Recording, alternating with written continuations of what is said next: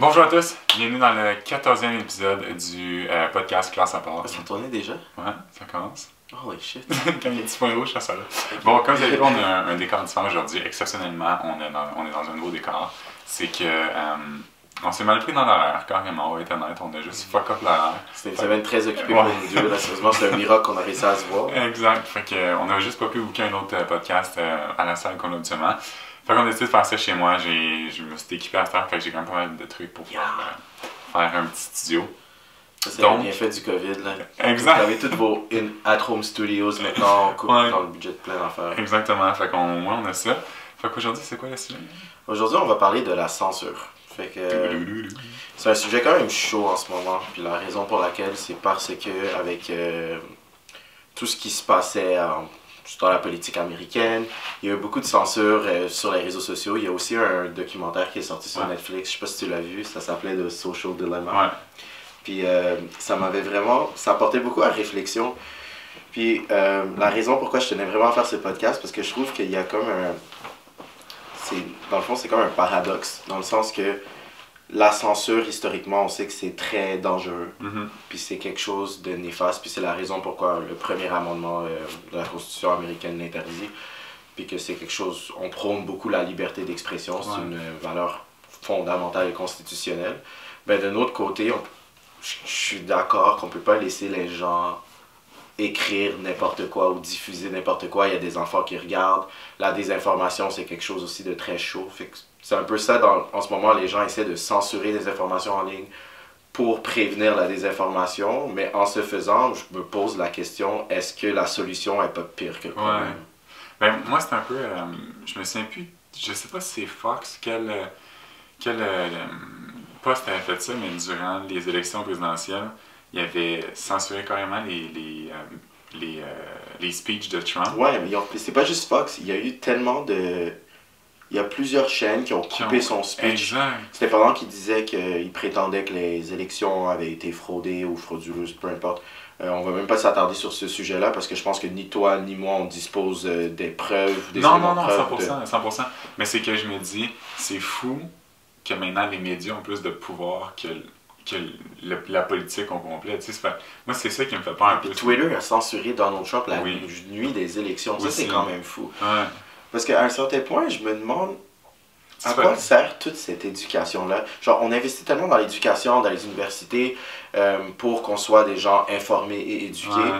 Puis, je pense que toute cette éducation-là sert à rien si on considère qu'on n'est même pas assez smart pour discerner le vrai du faux. Non, je suis d'accord. Je veux dire, en droit, on a un concept qui s'appelle la personne raisonnable. Souvent, on l'utilise pour... dans plusieurs contextes. Puis on se met dans la place d'une personne raisonnable, c'est-à-dire une personne qui n'a pas une spécialisation sur le sujet, qui a formé à peu près comme tout le monde, puis on se demande qu'est-ce qu'elle ferait dans un contexte donné. Puis en censurant des propos comme ça, c'est comme si le gouvernement nous disait qu'on considère que vous n'êtes pas capable de savoir quand il y a des théories du complot qui sont complètement de la bullshit. Donc on va filtrer l'information pour vous, vous pouvez seulement prendre ce qu'on vous donne. Mais c'est ça, puis en même temps, c'est parce que je me dis, tu perds la liberté d'expression, parce que il te donne seulement si tu as envie de te donner dans un sens. Ouais, non, exactement. C'est ça qui me fait peur. Je suis d'accord qu'il y a des théories complètement farfelues. Des fois, je regarde ça et je suis crampé, là. Comme des affaires que Tupac a encore en vie, John F. Kennedy est encore en vie. Mais ce que je veux dire, c'est que si on revient à la personne raisonnable, la personne raisonnable va pas croire que c'est vrai. Donc, t'as pas besoin de censurer un discours comme ça, même s'il est faux. Parce que moi, toi, je sais pas, qu'est-ce qui te fait plus peur entre les fake news ou la censure? Je pense que les deux viennent ensemble. En fait, les deux me font peur parce que je me dis, ça vient qu'on sait plus qu'est-ce qui est vrai, qu'est-ce qui est faux, puis qu'est-ce qui me dit qu'il censure pas quelque chose de vrai, puis qu'est-ce qui me dit que la fake news, je sais pas. Non, mais c'est pas ensemble, parce que dans le sens, les fake news font en sorte que tu sais pas qu'est-ce qui est des vraies news ou des fake news, parce qu'on s'entend qu'on n'a pas de laboratoire chez nous, il y a des recherches qu'on n'est pas en mesure de faire. Quand on me parle par exemple d'un virus puis qu'on me dit qu'il mesure tant de nanomètres, genre, moi j'ai aucune façon de vérifier ça, donc ce qu'on fait c'est qu'on regarde des sources fiables, puis on en regarde plusieurs, puis à partir de ça, on se fait une idée. Sauf que quand il y a maintenant 1 million de sources qui disent la même chose, puis que c'était des fake news, on n'a plus vraiment le moyen de le savoir. Fait que ça, c'est le problème du fake news. Le problème de la censure, c'est est-ce que tu crois que le gouvernement devrait tout simplement censurer ou pas? C'est un oui ou un non. Parce que quand tu rentres dans la portion censure, on se questionne même plus sur qu'est-ce qui est censuré, est-ce que c'était vrai ou ça ne l'était pas. C'est la censure en soi.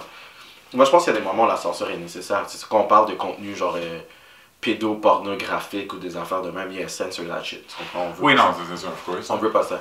Mais quand ça vient à certaines informations, des divergences d'opinion, là, c'est là que je trouve que c'est un peu plus tricky. Tu comprends? Comme par exemple que Donald Trump dise que les élections ont été volées. Est-ce que je pense qu'elles ont été volées? Non. Tu comprends? Mais le fait qu'il le dise puis qu'on coupe son speech, genre... Ça te fait douter dans un sens, parce que tu dis... Ben, je me dis juste pourquoi, c'est quoi l'intérêt de censurer son speech? Parce que de toute façon, ça s'en va à la cour, puis ça, c'est le tribunal qui doit trancher s'il y a des preuves pour ça. Puis s'il n'y a pas de preuves, ben, ça passera pas, puis ça va être éliminé. Tu comprends? Mais en attendant, je comprends pas pourquoi on prônerait la censure d'individus. Moi, honnêtement, ça me fait vraiment peur. Jamais de ma vie, j'aurais cru voir autant de censure. Ouais. Tu sais, on entend beaucoup parler en Union soviétique, en Chine. Maintenant, ça se passe ici. Puis le consensus, j'avais fait le sondage là, sur mes réseaux pour savoir qu'est-ce que les gens pensaient qui était pire. La majorité ont voté pour que les fake news c'était pire que la censure. Ah ouais? Ouais, moi j'étais un peu surpris. Mais c'est ça. C'est pas chaud aujourd'hui, il y a tellement d'informations, tu sais plus qu'est-ce qui est vrai, tu sais plus qu'est-ce qui est faux, tu sais plus qui croire, qui pas croire. Tu sais, les médias... Je trouve des fois quand ils n'aiment pas quelqu'un, peu importe ce que cette personne va faire, il va toujours rester une merde. Peu importe ce que. Puis à l'inverse aussi, si les médias aiment une personne, peu importe ce qu'il va faire, il va rester une bonne personne. Fait que ça vient que. Ça me fait un peu peur parce qu'ils parlent de justement liberté d'expression.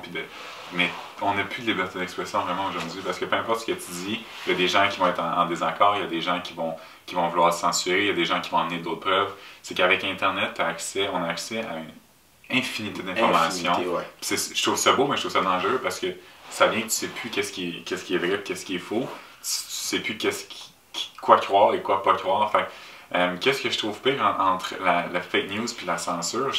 C'est pour ça que je te dis un peu des deux, parce que les deux, je trouve ça très dangereux d'une part et d'une autre. Ouais, non, je comprends. Non, c'est sûr que les deux sont vraiment... C'est des choses qui...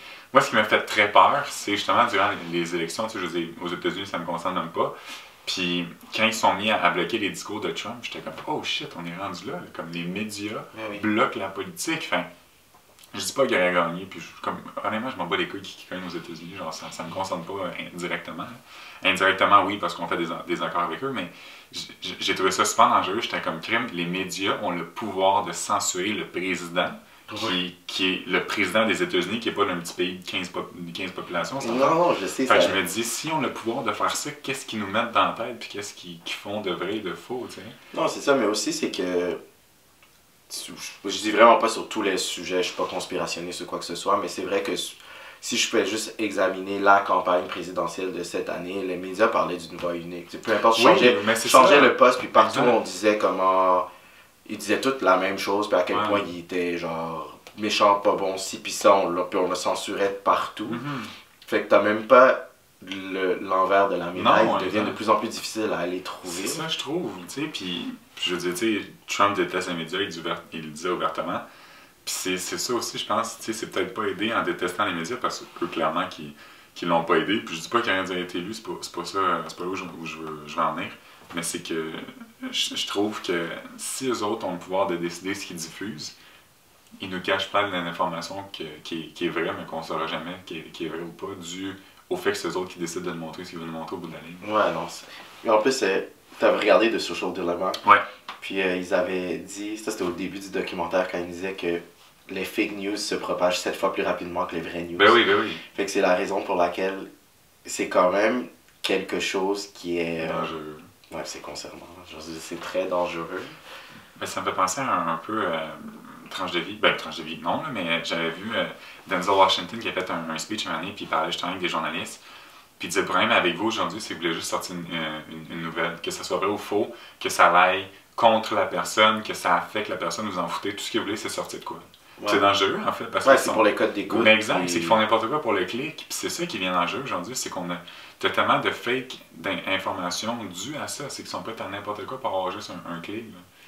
Ouais, puis ça revient au système capitaliste, que plus ils ont de clics, plus ils ont d'argent, Ben oui, puis c'est la raison pourquoi ils le font, mais à un certain moment, il faut vraiment... Faut que tu penses aux gens aussi, là. Tu sais, je veux dire, ça affecte la vie des gens, ces nouvelles-là, puis tu sais, c'est sûr, là, c'était plus envers les artistes là, qui parlaient de Washington, mais c'est vrai aussi, tu sais, combien de fois que tu entends des fake news sur un artiste ou une fille qui, ben, une femme qui est soi-disant enceinte puis qui est pas enceinte, puis ça fait la même, tu sais, c'est juste que ça affecte la vie des gens, puis je me souviens, une année, fuck, comment ça s'appelle? C'est... ils se sont rencontrés dans l'émission Les années 70, là, c'est Mila Kunis que ça s'appelle, je pense. Mila Kunis, je capote sur elle en passant, c'est un ouais. celebrity crush. Puis son mari, là... je capote pas sur lui, fait que je connais pas son nom. En tout cas, les nouvelles, ça va passer dans les journaux aux États-Unis qui étaient séparés, puis les deux ont juste ri de ça. Il y avait... lui, je me souviens de son nom, il a fait un story Instagram, puis ah, babe, c'est vrai qu'on n'est pas ensemble. Je me dis à quel point c'est dangereux. C'est rendu que ça va à des extrêmes comme ça. Une chance que les deux l'ont pris en riant, mais je suis comme. C'est qu'ils diffusent tellement tout vite et sans être sûr vraiment de ce qu'ils diffusent. C'est ça qui me fait peur, moi, en fait. Ouais, c'est ça qui... ouais, je suis d'accord, mais en même temps, tu vois, ça a pu être démenti parce qu'on en a parlé. Oui. Moi, j'ai l'impression que la seule façon d'obtenir la vérité, c'est si tout le monde parle. Si on commence à censurer des points de vue, censurer des gens. Juste pense à notre podcast. OK, alors, tranche de vie, dans le fond, il y avait plusieurs débats ou de sujets qu'on voulait faire. Puis, qui n'ont pas encore eu lieu. Ça va probablement avoir lieu plus tard. Mais souvent, c'était difficile parce que à travers, justement, la censure, c'est comme tu as un point de vue qui est mis de l'avant, les autres sont censurés, dans le fond. Exactement. Puis ce que ça fait, c'est que les gens qui s'éloignent du discours conventionnel ont peur de parler. Ouais, ben c'est ce qu'on appelle aussi, genre tu regardes dans la politique, ils appellent ça des shy Trumpers. C'est tout le monde qui ne veut pas dire ouvertement qu'ils aiment Trump parce qu'ils savent qu'ils vont se faire ramasser sur la scène publique. Donc ils le gardent en secret, mais aux élections, ils vont voter. C'est la raison pourquoi tous les sondages prédisaient comme un landslide de Biden, puis finalement ça a été quand même très serré. Puis il y a quand même eu genre 71 millions d'Américains qui ont voté pour Donald Trump. Puis jamais ils auraient pu prédire ça parce que justement les gens ont peur de le dire ouvertement. Puis nous, dans notre podcast, on voulait faire un débat. Ben, je vais le dire, c'est un débat donc pour l'avortement ou contre l'avortement. Puis on voulait emmener deux femmes, bien entendu, puisque c'est un sujet qui touche les femmes. On voulait pas être ceux qui allaient comme émettre des opinions, fait qu'on voulait emmener un débat entre deux femmes, une qui est pour, puis l'autre qui est contre. Puis la raison pourquoi ça n'a pas encore eu lieu, c'est parce que, tu sais, moi, à cause de mes sondages, j'avais déjà la liste des personnes qui étaient qui étaient contre l'avortement. Donc je les ai contactés, puis chaque personne avait vraiment envie d'en parler. Tu sentais le désir d'en parler, mais ils l'ont pas fait par peur. Parce qu'il y en a beaucoup qui ont reçu des menaces de mort, qu'on disait qu'elle n'avait pas le droit d'être féministe, ou qu'elle n'avait pas le droit de vivre, qu'elle n'avait pas le droit de ci, puis ça. Puis je comprends que c'est un sujet qui est très chaud, mais je trouve qu'on doit trouver une façon de discuter de ces sujets-là. Parce que c'est pas parce qu'elle n'a pas le droit de parler qu'elle est plus contre l'avortement. Elle l'est encore, c'est juste que là, elle n'en parle pas, puis ça fait de la haine qui s'emmagasine à l'intérieur de quelqu'un. Puis quand ça va sortir, ben, ça peut exploser, ça peut sortir tout croche, il y a des tensions qui se créent, justement parce que, c'est comme une quote que j'ai vue qui a dit « If you're not speaking it, it's being stored and it gets heavy ». C'est exactement ça. Mais c'est vrai, c'est pour ça, j'ai fait plusieurs tweets par rapport à ça. La liberté d'expression, parce que ça me fait rire, les gens sont comme « Ah, on est libre d'expression », c'est faux, on n'est pas libre. Tu es libre de dire si c'est dans ce que les gens pensent. Tu peux aller dans la même direction des gens, mais si tu as une opinion différente, tu te fais rentrer dedans, tu te fais ramasser. Enfin, c'est faux de dire que tu as une liberté d'expression. Oh, c'est vrai, ça a fait ça pour plusieurs débats. Quand on voulait faire le débat aussi pro-Trump, pro-Biden, comme tout le monde qui est pro-Biden, ben oui, ils veulent venir sur le podcast parce qu'ils savent très bien que tout le pro-Trump, ils ont peur pour leur vie, ils peuvent même pas en parler. C'était la même chose avec les réseaux sociaux. Avec les réseaux sociaux aussi, on voulait faire un débat entre un influenceur ou encore une artiste, plus dans les médias traditionnels. Puis encore une fois, tous ceux qui étaient toujours contre la vague, ce qui est promote dans le fond, personne ne voulait parler. Non, mais c'est ça. C'est pour ça que je trouve ça plat. Je trouve que les gens sont... Je trouve que c'est un peu de fermer les yeux de dire qu'en 2020, on a une liberté d'expression. C'est faux. Tu as une liberté de dire ce que les gens veulent entendre, mais pas ce que tu as envie de dire vraiment. Il y a une liberté d'expression, mais c'est frite. Ben oui. Puis on vit dans un climat de peur pour que des gens aient peur de dire leur opinion au Québec en 2020. Moi, honnêtement, je trouve ça... je suis abasourdi. Abasourdi. Abasourdi, honnêtement. Là. Ah non, mais je suis 100% d'accord. C'est frustrant parce qu'en fait, t'as jamais la vraie opinion des gens. T'as ce qu'ils vont dire en surface pour pas choquer les gens et pas avoir des menaces. Puis après ça, avec leurs très très proches, ils vont dire vraiment leur vraie opinion. Tout ça, quelque chose de dommage, c'est qu'en fait, t'as jamais vraiment la vraie opinion d'une personne tant que t'es pas extrêmement proche de cette personne. Exactement. Il faut que la personne soit extrêmement à l'aise avec toi. Le seul moment où les gens sont... On est de plus en plus ouverts en 2020, mais sur certains sujets. Quand ça vient à la liberté sexuelle, on est super ouvert. Tu peux dire n'importe quoi. Tu peux dire que toi, t'aimes ça faire des... Avec autant de personnes sur le lit que tu veux, puis ça c'est correct. Mais quand ça vient à la politique, la religion, puis des sujets un peu plus sensibles, là on sent que sur ces sujets-là, moi je sens pas que les gens sont en libre. Non, je suis du même avis, vraiment du même avis que toi. Je trouve ça frustrant en fait. Ben oui, c'est sûr et certain, mais il faudrait vraiment trouver des solutions. Moi je sais. En plus en France, tu sais, ça s'en vient. Parce que maintenant ça commence à être légiféré, puis c'est là que ça fait peur. Là. Il y a une loi c'est-à-dire qu'ils vont créer des lois pour permettre la censure. Tu sais, regarde, en France, il y a une loi qui devait passer, là, le nom de la loi, j'oublie c'était quoi, c'était... Bref, ça va me revenir le nom de la loi, là. Mais en fait, elle a été bloquée par... constitutionnellement, ça n'a pas passé. Mais c'est un projet de loi qui avait été proposé, qui allait permettre de censurer les réseaux sociaux, puis que les gens allaient s'exposer à des amendes de millions de dollars si jamais ils contrevenaient à cela. Tu allais avoir un bouton sur chaque story qui allait te permettre de report, pour de dénoncer cette publication-là, puis de la censurer. Puis les réseaux sociaux en question allaient être obligés de le faire. Puis ça n'a pas passé parce que ça touchait à la liberté d'expression, mais ce qu'ils vont faire, c'est qu'ils vont retravailler sur la loi pour la faire revenir sous une autre forme. C'est ça qui me fait rire, c'est qu'ils refusent d'une façon, mais ils l'acceptent de l'autre. Fait qu'au bout de la ligne, ça revient à la même chose. Le nom de la loi, c'était la loi Avia. Avia? Ouais. Ça avait été déposé à l'Assemblée nationale en France. Fait qu'ils ont vraiment échappé belle, là, parce que ça a passé très proche. Puis tu vas voir, honnêtement, c'est ça, c'est le Conseil constitutionnel qui a jugé que c'était inapplicable, là, puis ça devait pas être approuvé. Là. Mais ils vont juste revenir. Ils vont juste revenir de plus belle. Ben oui, mais on tend vers ça, tu comprends? Puis il y a un peu des projets un peu comme ça qui sont déposés dans plusieurs pays. C'est une tendance en ce moment. Fait que ça va être de plus en plus censuré. Mais tu sais, il y a des choses que, comme on disait tantôt, je suis pour qu'ils soient censurés. Tu sais, mettons tout ce qui touche justement la pornographie juvénile. Puis juste la pornographie, tu sais, mais avoir un kid de, mettons, 10-11 ans qui va sur Facebook puis il voit des trucs porno, non, je suis pas pour ça. Tu sais, je veux dire, oui, tu vas me dire, oui, il va y aller sur un autre site, fine. Mais il y a des sites qui sont faits pour ça. Là. Fait qu'il y a exactement sur le site. Et non sur le même site qui va voir des petits chats se promener puis des chiens se promener sur Facebook. Tu sais, je suis comme, une manière pour qu'on ait une logique dans tout ce qu'on fait. Là. Enfin, tu sais, ça, je suis vraiment pour qu'il y ait une certaine censure sur les réseaux sociaux à ce niveau-là. Mais ça me fait penser à un documentaire que j'ai vu sur Netflix que je me souviens plus du nom par contre. Trouve-le, ouais, je me souviens plus du nom. C'était en fait c'était Hulk Hogan, l'ancien lutteur, qui amenait en cours Gawler, un média en fait, c'était un site, c'était comme un journal en fait, principalement. Puis ils ont publié un vidéo porno justement de Hulk Hogan, puis ils les amenaient en cours pour ça, pour genre 100 millions. Puis c'est lui qui avait gagné. Puis le site était comme vraiment insulté de ça, puis comme faut qu'on laisse les médias avoir une liberté d'expression, mais je suis comme oui, mais là c'est parce que tu vas à l'encontre de l'humain, tu vas contre la personne. Genre, probablement que s'il avait voulu publier lui-même, il l'aurait fait d'une façon ou d'une autre. Ouais, c'est pour ça qu'on dit que ta liberté s'arrête là où la mienne commence. C'est ça. En fait, aller contre une personne, puis c'est son intimité. Oui, il a droit à c'est une atteinte à sa réputation et à sa vie privée. Fait que, je suis comme à un moment donné, oui, je comprends les médias qu'ils veulent pouvoir publier si ils ont envie, mais à un moment donné, il faut que tu penses aussi à l'être humain derrière ça. Je veux dire, pour avoir plus de clics, tu es prêt à aller vraiment détruire la vie privée d'une personne. Ça, je compte. Il y a des limites à ce qu'on peut aller dans la vie. Enfin. Non, clairement. Mais ça revient aussi, je sais pas si tu avais suivi l'affaire Charlie Hebdo. Vraiment de loin. Genre, ok, puis qu'il y avait en fait des caricatures de Mahomet, qui est un prophète très important dans la religion de l'islam. Puis c'est quelque chose qui est quand même, on pouvait s'attendre à ce que les gens soient très frustrés de ça, qu'on se moque de leur religion de cette façon-là. Bien entendu, la riposte, on a vu ce qui s'est passé, c'était il y a quelques années, je me rappelle, ça fait combien de temps? Là? Mais c'est ça, je me demandais, ça va vite. Ça faisait comme, je peux même pas dire ça fait combien d'années.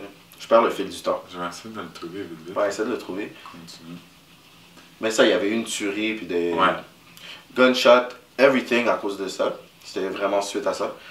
Puis là, maintenant, ils ont ressorti les caricatures encore cette année. En 2015. C'est en 2015 la première fois. Déjà, Là, en c'est 2020, ils genre- ressortent des nouvelles T'es caricatures. sérieux?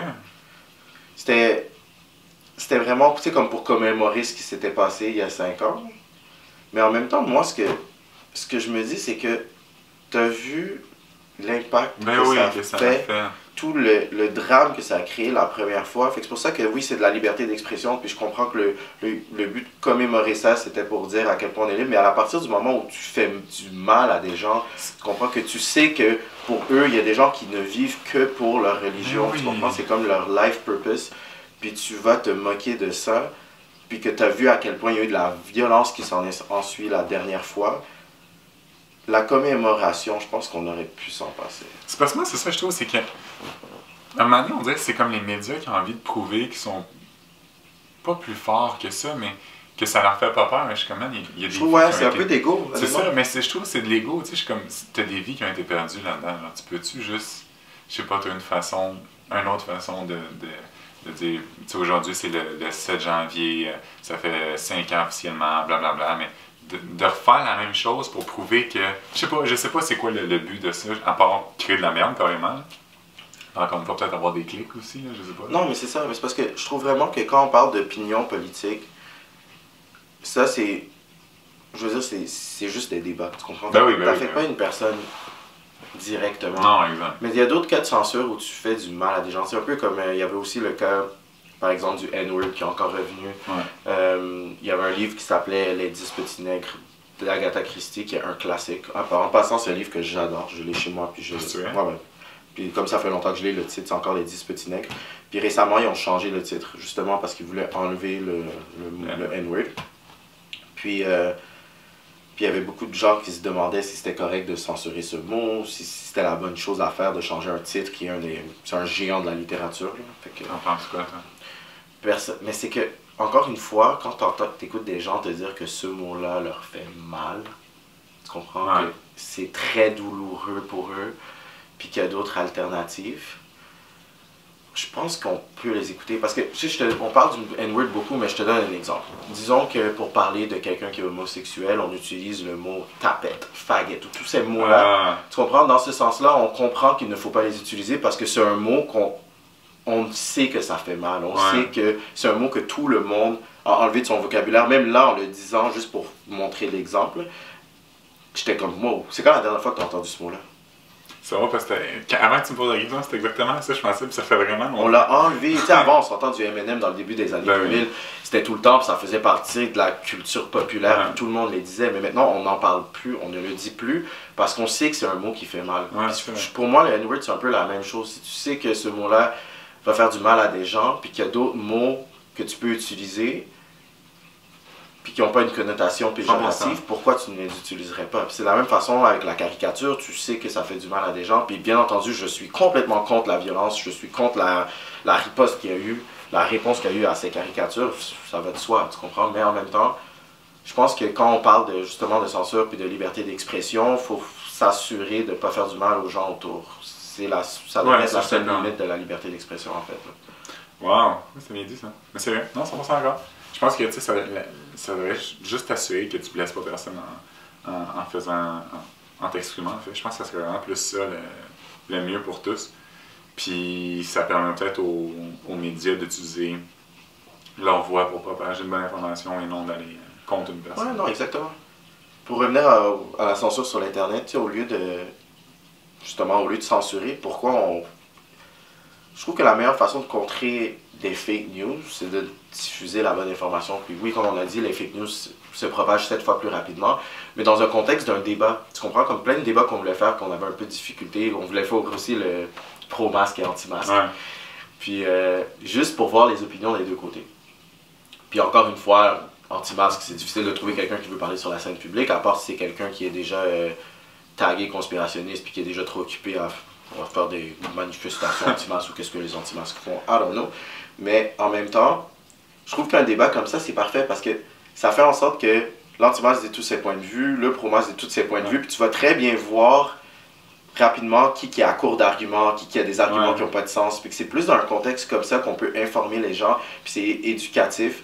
Puis à la fin de ce débat, on va avoir une opinion claire. Tu sais, ça va être comme, tu sais quoi, scientifiquement, lui m'a convaincu, lui ne m'a pas convaincu, tu peux te faire ta propre idée, mais quand tu fais juste dire qu'on va censurer une partie des gens, mais ces gens-là, ils disparaissent pas, ils se regroupent ailleurs. Tu vois, sur YouTube, il y a eu tellement de censure, il y a eu tellement de comptes qui ont été, tu sais, c'était tous des comptes conspirationnistes, qui ont Anon Vibe, etc. Ils ont tous été supprimés, je pense, la même semaine. Des comptes à 150 000 followers, 75 000 followers. Il y avait une journaliste qui s'appelle Liz Crooken, qui était actually... c'est une journaliste très populaire. Elle faisait des rubriques dans la section art et divertissement. Elle a couvert aussi des articles sur la Maison-Blanche. Elle était très connue, de renommée, tout le monde l'aimait. Puis quand elle a commencé à couvrir d'autres dossiers qui étaient plus chauds, comme Save the Children, les enfants qui disparaissent, child pornography, à ce moment-là, elle a commencé à se faire censurer, puis bannir de partout, puis blacklisted, puis blackmailed. Puis elle a continué à faire ces trucs. Puis elle avait à peu près 340 000 sur Instagram, ils ont supprimé son compte. Après, ils ont supprimé son compte YouTube. Toute de cette femme-là est partie. Fait que je pense que maintenant, elle est sur d'autres plateformes. Il y a des nouvelles plateformes qui ont été créées, comme Odyssey. Je n'ai jamais été dessus, là, mais j'ai su que, tu sais, je voyais les annonces, maintenant on est rendu là-dessus parce que YouTube nous censure. Mais c'est pour ça que ces gens-là vont toujours aller ailleurs. Fait que je crois même pas que la censure, ça fonctionne. Je pense que ça fait juste frustrer les gens. Ils se regroupent ailleurs. Puis peu importe combien de fois tu vas les censurer, ben ils vont toujours... Ils vont trouver une façon, oui, c'est ça. Exactement, ils vont toujours trouver une façon de revenir. Il y a quelqu'un qui avait fait une analogie qui disait que quand tu essaies de censurer quelqu'un, c'est comme si tu avais un insecte puis tu piles dessus pour l'écraser. Puis chaque fois que tu piles dessus, il se divise en 1000 personnes, en 1000 petits insectes. Puis si tu piles sur un autre, ben, il se redivise en 1000. Fait que ça fait juste empirer la situation de manière exponentielle. Oui, parce que comme tu disais tantôt, ça crée de la frustration à la personne. Tu essaies de t'exprimer, puis on te censure en fait tout ce que tu dis. Fait que tu veux juste encore plus t'exprimer, c'est sûr. Je sais pas si t'as vu sur Instagram quand il y a des gens qui sont victimes de scandales. Je pense que t'en as jamais eu, moi non plus. Praise the Lord. Mais genre, tu du bois, là. Mais chaque fois qu'il y a des scandales puis que les gens effacent des commentaires, ça fait juste revenir 1000 fois pire. Parce que là, les gens sont enragés puis disent ah ouais, t'effaces mon commentaire. Puis là, ils t'en écrivent 20. Mais c'est exactement ça, c'est toujours la même affaire. Puis là, si tu bloques les commentaires, ben là, tes DM, ils vont exploser parce que genre les gens ont plus de moyens de se... Tu sais, on dirait qu'ils veulent juste ventiler, puis tu leur enlèves cette opportunité-là, fait que ça revient 1000 fois pire. Tu penses-tu que dans comme 5 ou 10 ans, ça va être encore pire, la censure?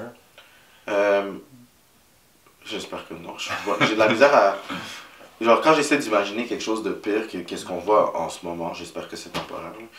Mais tout de suite, je me vois en Union soviétique. Je me vois en Chine. Même moi, je pense pas que ça va s'améliorer. Je le vois en Allemagne nazie. C'est la seule façon que je peux imaginer ça. Puis on voyait justement, on nous explique historiquement tous les ravages que la censure a fait, mais maintenant on dirait qu'on a vraiment la mémoire courte pour tout. Ben oui. Puis je trouve qu'il n'y a rien de mal de remettre en question l'information qu'on te donne. C'est ce qu'on est supposé faire, là, dans le fond. Parce que ça arrive des fois que les médias sont... Moi, je crois qu'ils sont de bonne foi. Mais ça arrive qu'ils peuvent se tromper, c'est des humains, tu comprends? Ben oui. Surtout à la vitesse que ça doit aller de propager une nouvelle rapidement, fait que ça peut se tromper. Si on prend l'exemple des armes de destruction massive en Irak, bro, on a vu qu'il n'y en avait pas, tu comprends? Ils nous ont juste dit on s'est trompé, mais on vous a pas censuré, on vous a permis de vous tromper, tu comprends? Puis on les a pas boycottés par la suite quand même, parce qu'on comprend qu'il peut y avoir des erreurs. Mais quand on censure des gens qui sont peut-être de bonne foi puis qui croient juste vraiment avoir trouvé quelque chose de concret puis de pertinent, puis tu vas les censurer, c'est une mesure drastique. Non, 100%. 100%. Mais tu sais, je trouve de plus en plus, tu vois, les réseaux sociaux, que justement les gouvernements essaient d'impliquer des règles pour plus les censurer. Dernièrement, j'ai vu souvent Zuckerberg, Facebook et Instagram, qui faisait pas des conférences, mais que tu devais expliquer la censure, puis que Facebook avait amélioré leur comme système de censure et tout. Ouais. Quand il avait coupé...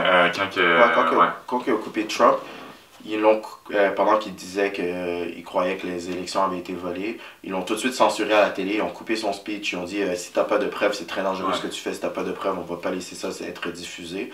Mais en fait, on n'a pas de preuves des deux bords, tu comprends? Fait que moi, je pense que tu le censures pas, puis on regarde les preuves par la suite. Là.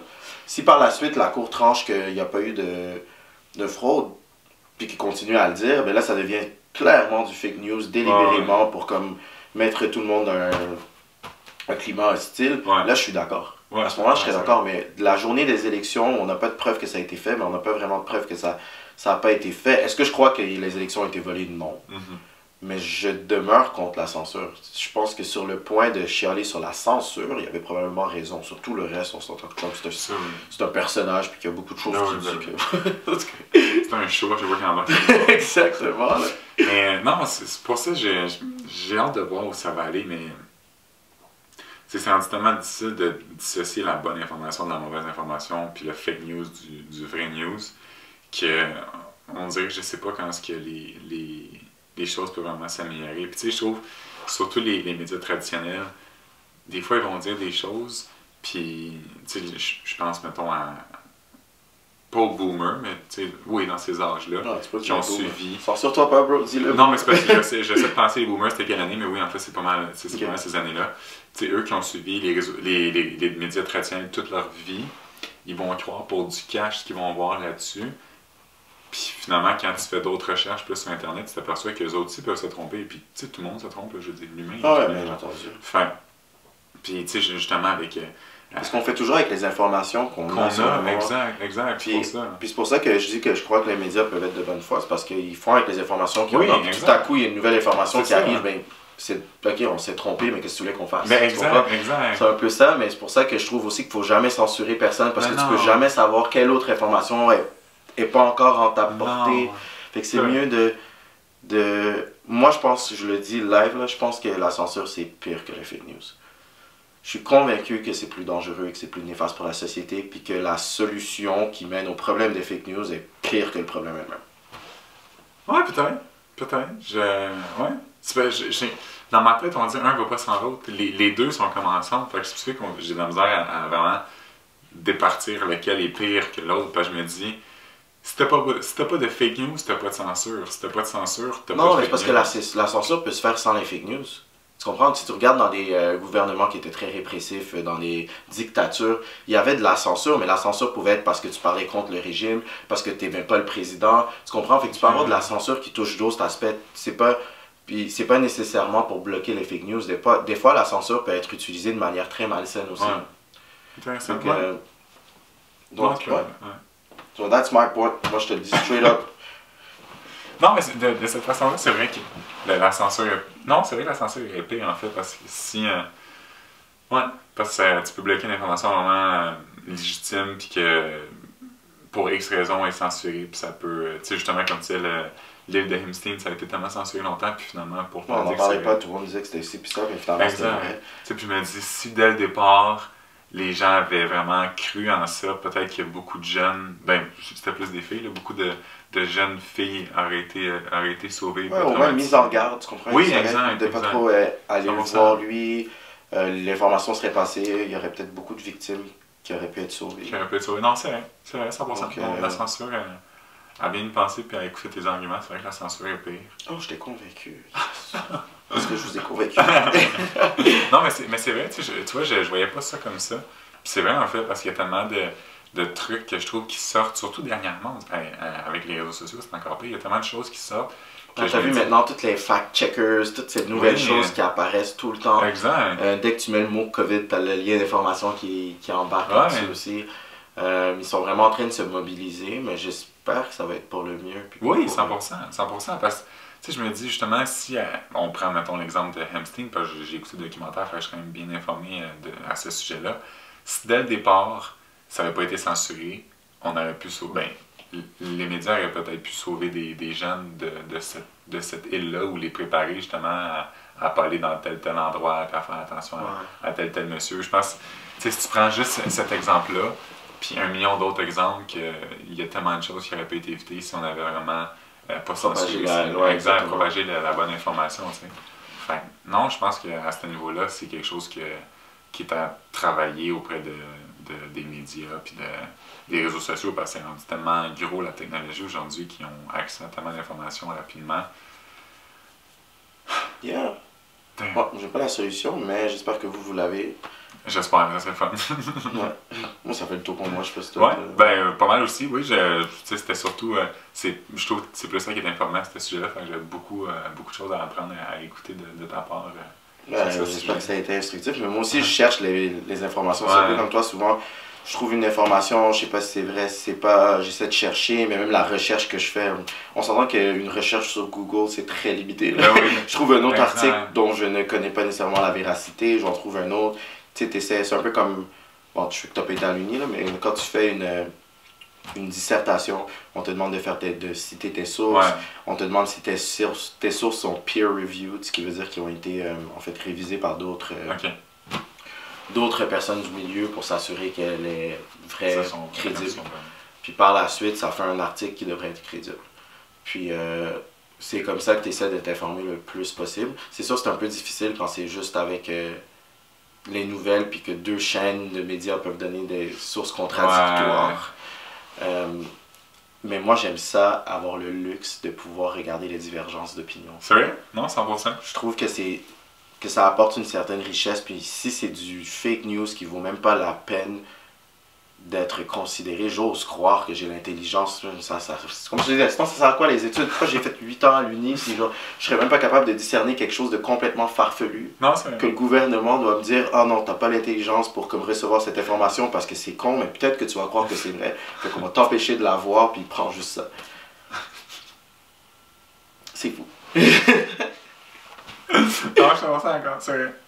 Non, ça fait beaucoup de sens. C'est juste, tu sais, je suis en train de me demander qu'est-ce qui nous bloque, là. C'est plus, c'est pour ça que je suis un peu silencieux. Normalement, c'est que je suis en train de me poser la question, qu'est-ce qui est censuré? Tu sais, qu'est-ce qui nous prive de voir? Je pense que c'est tellement plus haut que je le vois, en fait, la censure et les fake news que je remets un peu en doute tout ce que je vois sur les médias. Ah, ben oui. Je pense même que le dark web est censuré maintenant. Je suis jamais allé, là, mais... Sûrement. Je suis à peu près certain. Tout doit être censuré, tu sais, je suis dans le social dilemma, tu sais, ça m'a quand même fait peur de voir des gens qui essayaient de détruire ces compagnies, tu sais, tout ce qui est Google, YouTube, Instagram, Facebook et compagnie. Tu sais, j'étais genre, oui, ça a du mauvais, mais ça a amené du bon aussi dans la vie des gens. Tu sais, il y a des gens qui ont retrouvé leur famille à cause de ça. Il y a des gens ça a créé de l'emploi. Des social movements. Oui, exact. Ça a créé vu le jour grâce à ça. Ça a permis de rassembler les gens. Exact. Encore une fois, tellement d'emplois aussi. Selon toi, ça fait plus de bien ou de mal? Je pense, j'ose croire que ça fait plus de bien que de mal. Les réseaux sociaux, j'ose vraiment croire que ça fait plus de bien que de mal. Même si tout le monde est accro à leur sel. Je suis à peu près sûr qu'à peu près, je veux pas dire des stats, là, c'est mon approximation à moi, là, mais je pense presque tout le monde que je connais est accro à son sel. Oui, mais... Je dirais au moins 90% des gens que je côtoie, puis je parle pas juste des amis qu'on a qui sont dans le monde de l'influence, bien entendu, ils travaillent avec leur sel, c'est encore pire, c'est amplifié. Mais même des gens qui ont, je veux dire, des 9 à 5 ou des carrières plus conventionnelles, ou qui n'ont pas besoin de leur cellulaire dans le cadre de leur carrière, ben, ils sont tous accros à leur sel. Oui, mais tu sais, je pense qu'avant c'était juste autre chose. Le monde passait plus de temps à jouer au Xbox puis à écouter la télé. Ah, c'est vrai qu'avant j'étais obsédé par Nintendo. C'est ça, tu sais, je veux dire, on est juste rendu ailleurs. Fait que ça, je trouve ça tout le temps un peu drôle quand les gens me disent ça. Parce que je suis comme moi, mais il y a 10 ans, tu étais accro à ton jeu vidéo par autre chose. Fait que ça revient. Ouais.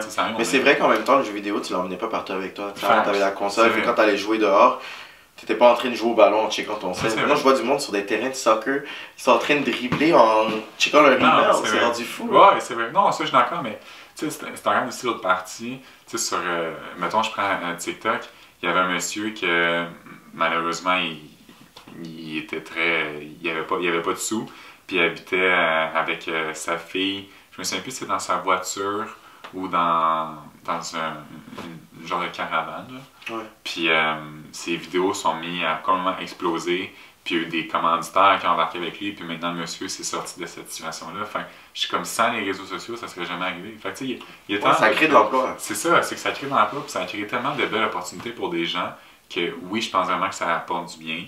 Oui, il y a beaucoup de mal sur les réseaux sociaux. Tu sais, je pense à tous les pédophiles, à tout ce qui est les pornographies juvéniles. Ça, c'est complètement terrible. Ça, je suis d'accord. Mais j'ose vraiment croire que ça a amené plus de bien que de mal. Tu sais, tu penses juste aux gens qui se sont retrouvés du réseau social. On s'est rencontrés du réseau social aussi d'une certaine façon. Fait, tu sais, je pense aux familles qui n'ont pas vu leur enfant ou leur soeur, tante, mon oncle, voisin depuis 25 ans puis qui retrouvent dû à Facebook ou Instagram. Je suis comme ça amène beaucoup de bonheur dans la vie des gens. C'est sûr que oui, ça amène aussi du mauvais, qu'il y en a qui sont accros aux réseaux sociaux, il y en a qui ça détruit des vies, je suis d'accord, mais je pense que ça amène du bien, du mal dans tout. C'est comme la religion, c'est la même chose. Il y a beaucoup de causes, ils font beaucoup de dons, ils aident beaucoup les pauvres, les démunis, mais en même temps, ça a créé des guerres. C'est ça, tu sais, fait que je suis comme dans... Si on regarde dans tout ce qui se passe dans la vie, il y a du bon et il y a du mauvais, puis comme j'aime bien dire, la modération a bien meilleur goût dans tout, genre. Fait que tu sais, si t'es capable de juste avoir contrôle, de ne pas être tout le temps sur ton sel, puis de pouvoir passer des moments avec les gens, puis continuer ta vie, tu sais, honnêtement, je pense que ça a amené plus de bon que de mauvais.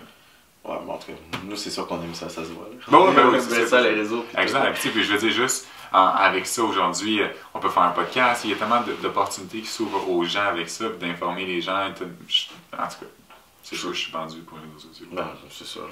C'est aussi ton caractère. C'est ça. Non, exact. C'est sûr aussi. Mais... J'aurais été pas mal étonné de te dire, moi, là, les réseaux sociaux, je veux plus rien. C'est sûr. Ah, mais c'était cool. J'ai bien aimé cet épisode-là. Merci d'avoir regardé cet épisode du podcast Classe à part. On se revoit la semaine prochaine. Je sais pas si ça va être ce décor-là ou l'autre. On va en faire des fois chez Alex. Ben oui. Puis des fois, on va passer au studio qu'on a envie d'être fancy ou qu'on a des invités. Exact. N'oubliez pas de liker, commenter et de vous abonner à notre chaîne. Un petit pouce bleu. Et aussi à Instagram. Un petit pouce bleu, comme il a dit. Ciao.